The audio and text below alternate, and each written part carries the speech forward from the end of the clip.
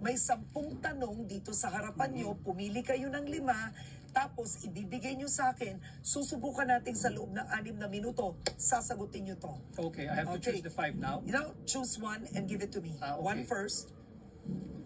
Okay, alright. Ano ang masasabi mo sa paggamit ng confidential funds ni Vice President Sara Duterte? Hindi lamang dapat yung kay Vice President Sara Duterte imbestigahan. Lahat ng gumagamit ng confidential funds, kung may iimbestigahan lahat. Pero hindi pwedeng isa ang lang. tanong is about Sara Duterte. Yung paggastos niya ng confidential funds, sinabi niya hindi siya magpapaliwanag sa Kongreso. Tama ba yun? Tama, sapagkat binibigyan siya ng COA until January or February of this year to comply with documentation. Yung notice of disallowance, Karen, ito'y malaking kasinungalingan. Ang notice of disallowance ay hindi kasong kriminal. Hindi yun finding of guilt. Yun ay para remedyohan mo yung mga kulang na dokumentong pinapasumiti sa'yo.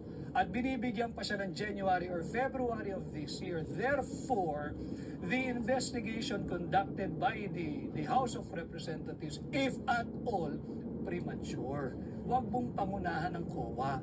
Constitutional duty ng COA yan. Article 9, Paragraph D, Section 3. So, Attorney, naniniwala kang walang maling paggamit si Vice President Sara Duterte sa confidential funds? Hindi pa dapat husgahan dahil meron pa siyang period to comply.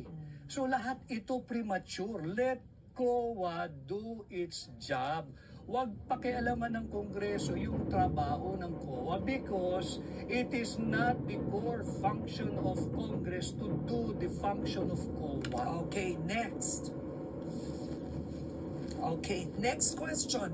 Pabor ka ba na gawing legal ang divorce sa Pilipinas? Hindi ako komportable dyan sa pagpapalegal ng gagawing legal ang divorce. Bakit? Ayaw mo yung salitang divorce? Sapagkat nandyan na yung annulment at yung legal separation. At sa tingin ko, sapat na yan. At again, on constitutional ground, mahirap naman basta lang tayong susuong sa divorce bill dahil malinaw na kinikilala ng ating saligang batas, Article 2, Section 12 of the Constitution. Pinapalakas kinikilala ang pagiging sagrado ng pamilya. In fact, it is treated as the basic autonomous social institution na dapat palakasin. So on constitutional ground, may reservation ako sa divorce bill. Next. Yan. Okay. Paano mapapahusay ang kalidad ng edukasyon ng Pilipinas? O siguro ang tanong na lang, magkomento ka sa edukasyon ng Pilipinas ngayon at sa pagbawas ng budget. Kulelat tayo, di ba? Kulelat tayo sa math, sa reading, sa science, at sa spelling. Tapos binawasan pa ni Bongbong Marcos ang 12 billion. Lalo tayong malulubog. We are not using our public money to do proper public investment. So maling-mali na bawasan mo ng 12 billion pesos ang Department of Education at isang kalang mo ang kinabukasan ng kabataang Pilipino, unahin mo ang ayuda ng mga mambabatas. Yan, maling-mali yan. Ang tanong ko sa iyo, kung naging senador ka, anong gagawin mo? What legislation will you do? I will work on amending the plunder law. Ibababa ko yung threshold ng plunder from 50 million to 5 million. At pag nagawa ko yan, Baka lahat makulong na. hindi lang yan, Karen. Pag nagawa ko yan, ibabalik kong death penalty. Yun ang kaparusahan. Sapagkat higit pa sa heinous crime ang pagnanakaw. So ang plunder para sa iyo 5 million pesos tas death penalty. Yes. Okay. Dahil ang pagnanakaw ay pagnanakaw kahit magkano pang halaga yan. At singit ko lang, kahit sa banal na kasulatan, ang nakalagay lang doon, thou shall not steal, period. Hindi sinabing thou shall not steal ng more than 50 million.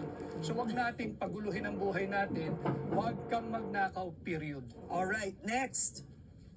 Ay, ano ko, nagalaw ko to, pumili ka ng iba. Here. Yan, okay. Alright, eto.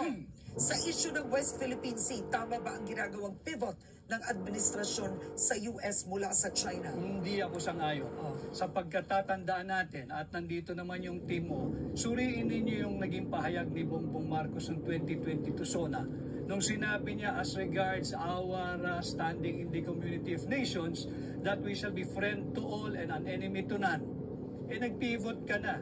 Andito na tayo, kaaway na natin ang China. Dahil we're pursuing Hindi na independent foreign policy, kundi interest na ng Estados Unidos ito eh. With the proliferation of US military bases. Yung EDCAM yan, US military bases yan eh. But that's not a US military base. EDCA is not. No, they call it EDCA, pero nandoon na yung mga Article 18, Section 25 of the Constitution. No foreign bases, troops and installation. Anong tawag natin sa EDCA? Andun ang tropa nila, nandun ang base, nandun ang armas, nandun ang bomba, nandun ang missile. That is essentially US military bases. But And they're- even the Supreme Court said EDCA is constitutional. Pero nandirito na sila, Karen. Basahin natin ang Article 18, Section 25. I will not argue with the Supreme Court. I'm a member of the bar. Pero hindi naman lahat ng desisyon ng Supreme Court ay sinasang-ayunan ko. At marami din silang naging desisyon ng araw na binago rin nila paglipas ng panahon. Baka sakali, ganun din ang mangyari dito. Okay. Kasi sinabi mo, in one of your speeches, you said, dapat ihintunaan ng administrasyong ito yung belligerent rhetoric niya. Yes. When it comes to the West Yes. Philippine Sea. Yes. Because we're putting our Filipinos in harm's way na nandoon sa teritoryo ng China. Yung Pilipino sa Macau, yung Pilipino sa Hong Kong, yung Pilipino sa mainland China, paano pag nagkaroon ng retaliation? Hindi yung gobyerno ng China, they will not do that. Yung mga Chinese doon, kawawa ang Pilipino, sino mananagot? Pero attorney, masang-ayon ka sa pag-handle ni Pangulong Duterte sa West Philippine No, Sea? ang sinasabi ko, let us diffuse and de-escalate the tension. Huwag nating silaban. Sapagkat yung ginagawa ng mga matatapang na nagsasalita dyan sa gobyerno, that is even punishable under RPC Article 118, Karen. Okay. Alright. Bawal yan. Ang dami ko pa kasi gusto itanong sa inyo eh. Ayoko matapos itong 20 minutes. Kaya pa ba isa muna? Oh, yeah. Kaya pa ba isa? Very quickly lang. Eto, mabilis dapat. Solusyon sa mataas na presyo ng bilihin. Kampanya ni BBM, nandun ka. Sabi nyo, ibababa nyo bigas. 20 pesos Wala kada na ako kilo. dun eh. Wala na ako dun. Kasalanan niya yan. Sapagkat yung budget, sinimulan natin sa budget, talagang inflationary yung budget. Hindi ito developmental budget na dapat sinusulong ng lahat ng Pangulo. Dapat, para malabanan natin yung pagtaas ng presyo, magsimula sa gobyerno. Belt tightening, austerity program, and fiscal discipline. Dapat wag tayong gumastos ng higit sa kinikita ng gobyerno. Parang budgeting mo lang yan sa bahay, Karen. You do not spend more than what you earn. Okay. Dapat ba ma-impeach si Vice President Sara Duterte? Pakitan muna nila yung ebidensya at hayaan natin yung mga senator judges mag-appreciate ng ebidensya kung sakasakaling tumuloy yan. Okay. Last words. Bakit dapat iboto si Attorney Vic Rodriguez? Sapagkat ako'y lalaban sa korupsyon. At alam ko kung paano labanan ito, amendahan ko yung plunder law at pag na-amendahan ko yan, ibabalik ko ang death penalty. Sapagkat pagod na ang sambayan ng Pilipino sa korupsyon at nakita natin kung saan patungo ang ating bansa. Kawawa naman tayo. At yan ang Harapan 2025 kasama si Attorney Vic Rodriguez. Maraming salamat po sa Thank inyo. you, Karen. At magandang araw kapamilya, bumoto ng tama, suriin ang bawat kandidato.